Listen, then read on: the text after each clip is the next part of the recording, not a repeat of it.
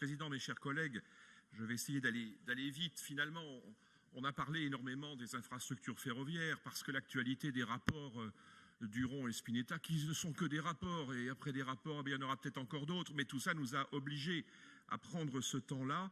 Je crois que c'est un peu dommage parce que le SRADET, c'est pas du tout ça. C'est pas que ça, il s'en faut.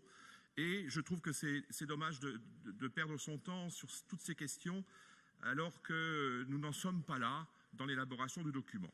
Ce que je voulais vous dire, c'est que c'est la deuxième fois donc, que vous nous interrogez sur l'élaboration de ce document et nous sommes dans l'obligation de vous dire à quel point il nous semble que l'exécutif n'a pas encore pris la mesure de l'enjeu. Le SRADET, il est fait pour faciliter la vie des collectivités, pas pour les embêter davantage, en regroupant la multitude des schémas qui existent pour mieux coordonner les politiques d'aménagement du territoire.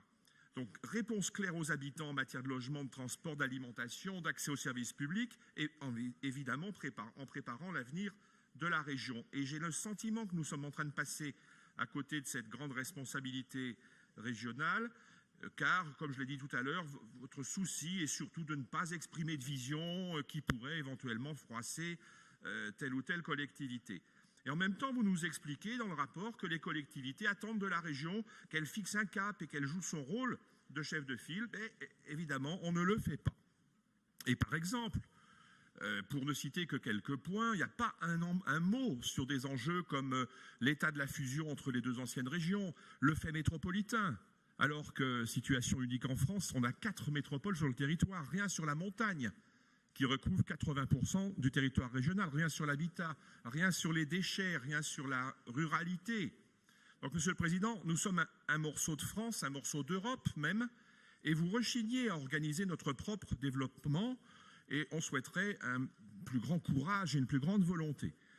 Vous voudriez finalement vous contenter de profiter du budget régional pour financer qui vous voulez, quand vous voulez, au niveau où vous voulez, sans assumer les responsabilités qui vont avec.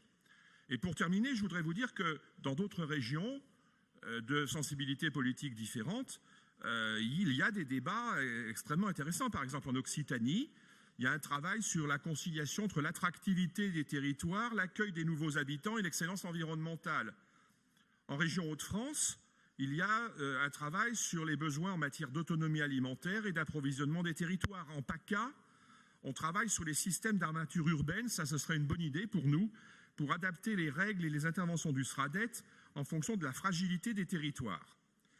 Donc ce que nous souhaiterions, Monsieur le Vice-président Hortefeux, c'est qu'on travaille sérieusement à établir cet outil qui nous serait utile dans les années qui viennent. Et donc, ce que nous allons demander et vous demander, Monsieur le Président, c'est un vote par division, si c'est possible. Nous voterons contre le point 3 qui traite de la maîtrise d'ouvrage, la maîtrise d'œuvre sur les routes et nous nous abstiendrons sur les autres points du rapport à ce moment de son élaboration. D'accord. Merci beaucoup.